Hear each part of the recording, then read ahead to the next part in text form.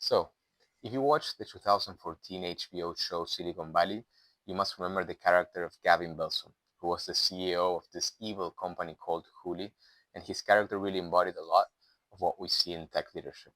This philosopher way of speaking, trying to convince everyone that they're key to the future of humanity, while they really hide their motivation, which is to continue increasing their ego and avoid their most powerful fear, which is to eventually become irrelevant.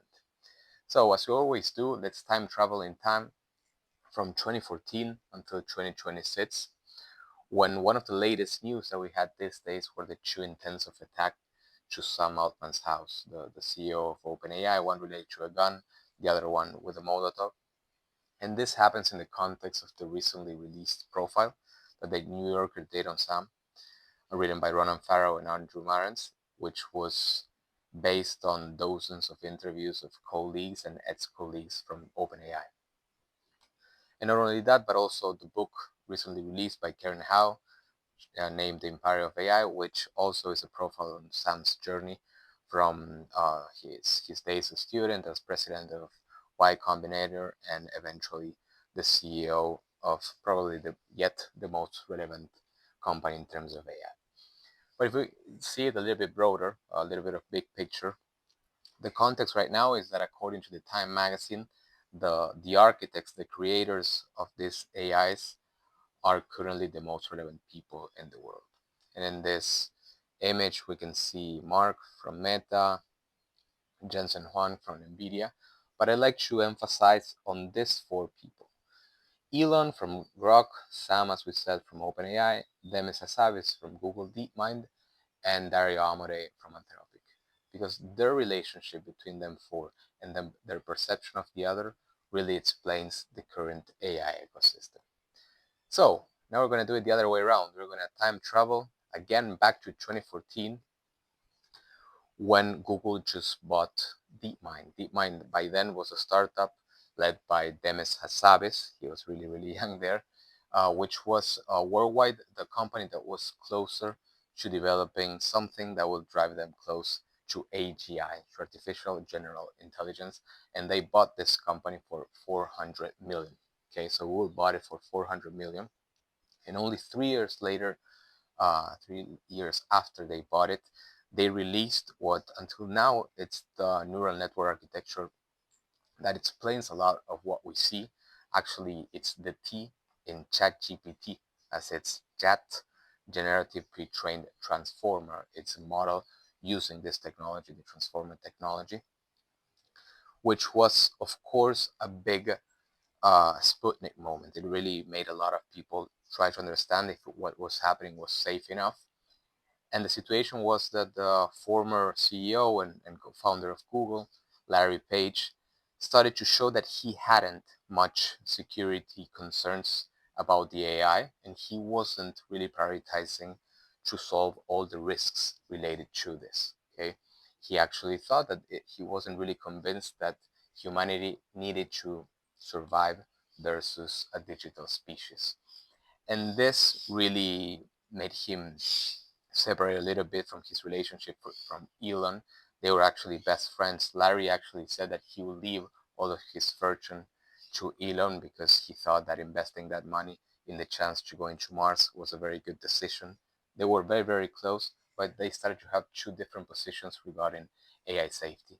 And Elon back then, he was really an ambassador of trying to invest in understanding the risks of AI. He actually used his first and only meeting with President Obama in 2016 to speak about security risks. So they started to really have different positions until they eventually even uh, turned out to be a little bit of rivals or even enemies as they are today, because as we insist, Elon kept speaking about the risks of AI. And he tweeted when it was Twitter, not his own ex company, a lot on this matter.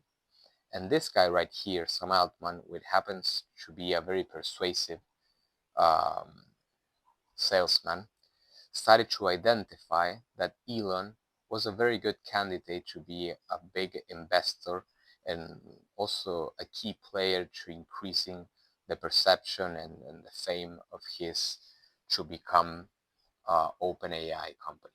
Okay, so what Sam did is that he started to mirror a lot of what Elon was saying regarding security risks in his speeches, so that Elon started to see his profile, his talent, but specifically his intent of company OpenAI as a good place to fund all of his fortune into this big idea of trying to avoid Google and Google DeepMind to develop something that was insecure. And that happened. Okay, 10 years ago, they built together OpenAI because they were very concerned about Google DeepMind's vision and way of working. But some years later, this guy, Dario Amore, which was the VP of research of OpenAI, in 2021, he resigned with his sister and other colleagues, and they founded another company called Anthropic, which has its model called Claude, and probably today is the most robust in terms of AI capabilities. And why did he do this? Because he was concerned about Sam Altman's vision on AI risks.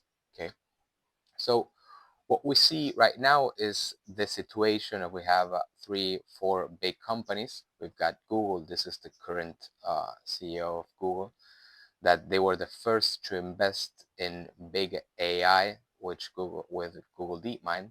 This guy right here founded his company OpenAI because he was concerned about this one, and this guy left his company because he was concerned about his vision and founded his own. Okay, and this is in the recent AI summit in India in February. The people were holding hands, but they decided not to, which is a big picture. So we've got these 4 players: Demis, Sam, Elon, and Dario. And of course, we're gonna bring our big friend Tristan Harris to the table to speak about the motivation of this AI CEOs. Why are they doing what they are doing? Okay, so the first concept that Tristan brings to the table is their conviction that this is inevitable. Okay, that the road to AGI, to artificial general intelligence, is going to happen no matter what, which is nonsense because it's inevitable only if they 4 or 5 decide it's inevitable. If they start to speak between each other to try not to make it this way, then it would stop being inevitable. But that's the first thing. They're convinced that this is inevitable and that this will happen, they like it or not.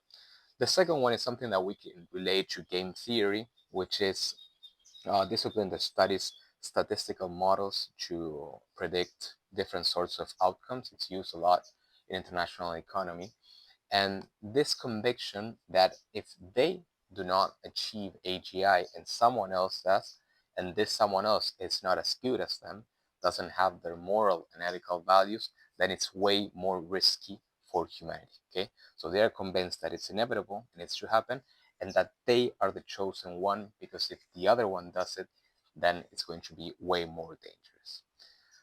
The third motivation, it's on a Darwinian level, and they are, as we said before, they are quite convinced, mostly Sam and Elon, that biological life should give place to a new sort of species, which is digital life. Okay, and they are convinced that it's a natural procedure, that the same way dinosaurs were our ancestors, and then humanity came into place, then what's coming next, it's digital life. And finally, and I think this explains a lot, is this ego-centered motivation that they want to be the ones creating the God. Okay, this God that it's going to decide the future of humanity, if any future at all, is going to be created by someone, and they expect it to be a God that speaks English and whose father is either one of them. And all of these motivations that we're mentioning really relate to the legend of King Midas, okay, which was a king some centuries ago in Turkey, that he was so ambitious that he asked the gods that everything that he touched turned into gold, okay, because he was expecting to have as much money and gold as possible, but yet he died in misery because when he tried to eat something, it then converted into gold, and when he tried to hug his daughter, she died because she was converted into gold, as we see in this painting. Midas' daughter turned to gold. Okay, so maybe there's a a way out here, and it's that these guys, despite that they are not regulated at all, yet have found a way to make things safe. Okay, and they kind of auto-regulated themselves. So to compare AI risk, let's compare it to a reference, which is nuclear plants regulation. And after a lot of international alignment, currently for a nuclear plant to exist, it has to give some guarantees of safety, which if completed, then it would imply that the risk of a meltdown or a nuclear accident are 1 in a million, which in other words would mean that after 1 million years, we can expect one accident. But these guys that we were speaking before, that in public they keep on speaking about how AI is going to solve all diseases and all economical problems, and we're all going to be rich because we're going to have uh, basic income. Actually, in private, and not only in private, before the AI boom, guys like Sam and Elon explicitly said that the chances of this going bad, and that means like really bad, are something related to 25%. So 1 in 4. So the other guys need to guarantee that it's 1 in a million, but this 4 or 5 guys that with no accountability are deciding on the future of humanity think that there's a 25% chance that this goes wrong. And why is this true? Why is it like this big the chance that things don't go as we expect? Because the AI, once it achieves AGI, it has two main verticals of analysis. One, if it's controllable, and two, if it's aligned.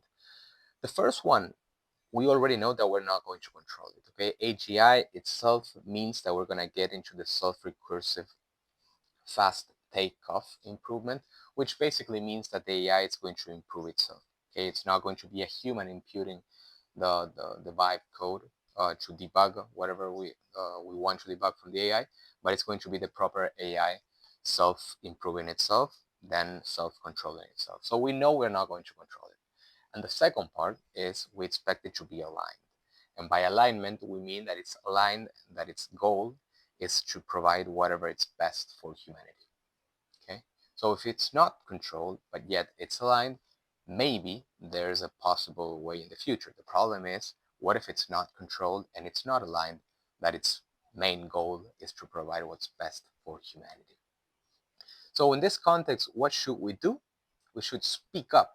Okay, you can share this video, continue reading, listening to podcasts, start debating this with other people, because that's the only way that we're gonna make this be the main topic in agenda. And currently, right now, it's quite difficult because a lot of crazy things are happening in the world. And this guy right here, Professor Stuart Russell, who wrote the main playbook on AI, and he's a very relevant voice in the matter, said that if we don't speak up, if we don't make this the most relevant topic in agenda because of people's incentive to have authority to speak about this, then the best case scenario is that we have a Chernobyl-sized event related to AI. So this means that we will only start to actually regulate AI and take it seriously if we have something very bad happening to the size of Chernobyl related to AI. And why is this the best case scenario? Because the worst case scenario is that the event that eventually happens is way bigger than Chernobyl. And as Tristan always says, there is not currently right now a room of adults trying to figure this out and discussing how to improve it. So we are the adults. Okay, you, me, and the people to which you speak about this video. Okay, so as we always say, if you like this, please share, comment, or like, and I'll see you soon in the next episode. Thank you very much.